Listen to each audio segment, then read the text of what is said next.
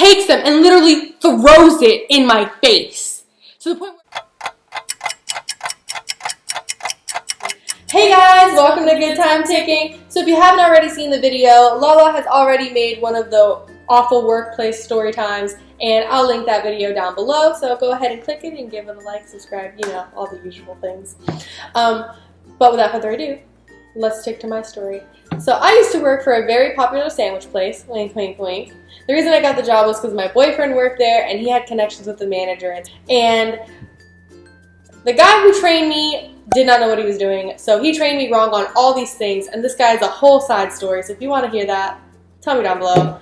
But he trained me all incorrectly, alright? And then my manager was off in a different training camp, so she had no idea about what he was doing until she came back a month later and realized, yeah, no, this isn't okay. Like, you don't know anything. You literally have been doing everything wrong. You need to, like, fix this, fix this.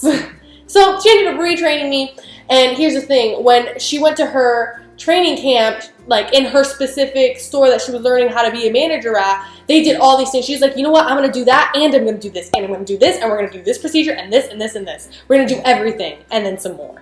And it's already really difficult because there's only one person at the store at a time. So when you're making sandwiches, and you're cleaning up, the bathroom, handling, you know, like doing everything. I mean, you think about it, you did it.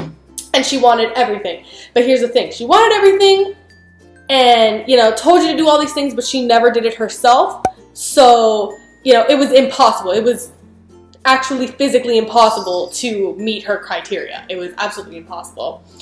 And on top of that, you know, when people started calling out because she hired a lot of really bad employees that kept calling out, it was their first job, they didn't even want to be there. So when she hired these people that were like, yeah, no, I don't feel like, you know, going, oh no, you know, I had to go, like, giving some awful, like, really bad reason as to why they couldn't be at work, she would just, you know, let it go and let it go and let it go, until one day, one of her dependable people, me or Jake, had to call out because something happened to us personally, and she threw a fit. And then after that one day, she was like, oh no, I need to have documentation, testimonial, something, like I need to have proof, or you're getting written up or fired or whatever it was that she was going to do.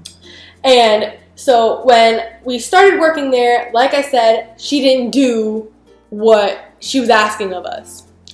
One thing, she wanted certain prep done by certain times so that when the person did take over your shift, or the next morning if you closed, they had all the food ready, like the store was ready and clean for that person when they came in. That was never the situation for me. The only, and I mean the only reason the store was ever even decent when I got there was because Jake was before me, or I was before Jake, and I did everything proper and he did everything properly. So that's the only reason things ever got done. Even when she was there, it just didn't, like, ever get done. The store was a mess. Like, there was nothing prepped. And she said, I remember this specific thing because it like, was so irritating. You know, like, they have these bread forms, is what they're called, where they put their breadsticks, they retard their bread, so they proof it, and then, like, they bake it and stuff on these sheets.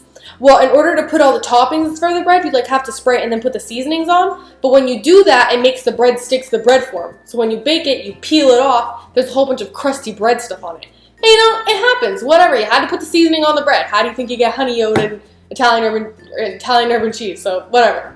So, she, like, would take this, gather up about 50, you know, collect them from the entire day, so that when I finally came in to close, she had all of them, put it at the very bottom, put all these dishes, and basically said, do you need, because you're supposed to ask before you leave, do you need me to do anything else? And then one day, I remember telling her, I was like, yeah, those dishes. Because you know I'm closing, it's supposed to be really busy, and dishes, you know? Like, it took me a long time to build up to that point. And she was like, no. She actually went, no, in my face, to my face, all right? And I was like, oh my God. This was when I was starting to get to my wit's end. So, but here's the thing, like, she didn't just leave dishes, you know, like, they weren't just in, like, the sanitary wash, but that's what she considered doing dishes, right? You know, like just putting it through the 3-compartment sink and leaving it in the sanitizer water. I'm like, no, you gotta dry that ish and put that ish away. All right, no. You're cheating. That's cheating. So she went and in the hot soapy water, she put all of those bread forms with that crusty bread stuff all the way at the bottom, and then left a whole bunch of dishes on top of it. I'm talking like freaking taller than me. I remember taking pictures of it. I probably still have them on my phone, but just to not get the company in trouble, I'm not gonna put it up. So she would leave that in there, and then all, like, little to my knowledge, because it was all the way at the bottom, I can't reach it, you know, like, there's stuff on top of it. So, as soon as I'm done doing all these dishes, I washed all these dishes in this crusty bread water, you know, put it through the 3-compartment sink, and put it away, and then at the very bottom, there's 50 of these crusty bread things. Now, the reason it's so annoying is because they have, like, small pores inside of them, so all this crusty bread stuff is inside of it. And if it wasn't for me, if I wasn't working, they didn't clean that. Like, if you went to that specific sandwich store, you probably had bits of, like, month-old bread that was once crusty, you know, like, you probably ate that. I'm sorry, but you ate that. Because the only person who cleaned it was me. She literally just left it there. And I'm not saying, oh, she just left it there for like an hour. No. I mean, it was sitting there since lunch. Since like 11, 12 in the afternoon. By the time I'm getting to it, it's like 11. Whoever was doing dishes, like the containers where they keep all the food, that was washed in crusty bread water. That's nasty. But then she expects you to do all these things, you know, and like keep everything clean and keep everything awesome. And if there was like even a crumb on the ground, like just one crumb, even though you got really busy, you got in trouble for it. You got written up. And that was your fault. And it was just awful. But as a side note, I want to tell you about this one specific scenario that I just find horrendous. There was softball season. My manager failed to be aware of the local happenings around the area. We live in the Central Florida area, so a lot of events come over. People going to Disney and Universal for like gymnastics, softball, like tournaments, things like that. Freaking contests, playlists, all those things. And it was softball season. So we had giant, like a whole bunch of people going to the sandwich place, like 50 people at a time. And it was just me by myself. It took me an hour, but it was 50 people, and it takes like 2 minutes to make a sandwich and to make it right and make it look good. So I end up finishing all these people. I think I did a pretty freaking awesome job. And this lady, or the coach or chaperone, she comes over to me and it's time to pay. She threw the biggest attitude and was whining and griping about how it took me an hour to make 50 people's food. I counted. It was 50. I'm not exaggerating. And it was like footlongs. It wasn't like a little 6-inch nut. Like, it takes a little bit longer. And I had to toast everything. So this woman was so impatient and just so done with her life. And she's like, here, can't believe it took you that long. And she hands me like 3 50s. That specific store didn't take 50s. Like, you had to give 20s or lower because it was a small store. So I was like, I'm so sorry, ma'am, even though she was being horrible to me. I was like, I'm so sorry, ma'am. We can't accept that. We don't accept anything over a 20.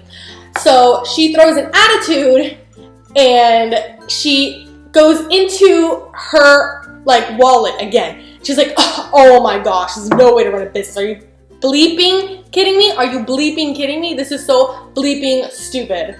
And she's like, it was my fault, is how she was making it sound. And so she takes them and literally throws it in my face. To the point where it like hit my face and like fell over to my side of the counter, and I had to pick it up. I had to continue to smile, pick up this money, put it in the cash register, and give this woman her freaking change. It's all over now. I don't work there anymore. And I'm so glad I don't, because it was horrendous. But moral of the story, please respect your sandwich artists. Leave them that tip. They deserve it. They do a lot So please give him that sympathy, and I think we're done ticking. Hallelujah, I don't work there. Food in general is just very hectic, as I'm sure you've learned from our story time. So if you like our story times, please like, subscribe, and leave a comment down below, and we will do more for you. And I guess we're done ticking. Tata's going to bed. I don't even know which one I am anymore. Oh, let's go to bed tonight, guys. Tick, tick, boom. They called me out for being stupid. For being the worst server they have ever had. Purposely getting their food wrong. They're still waiting on the correct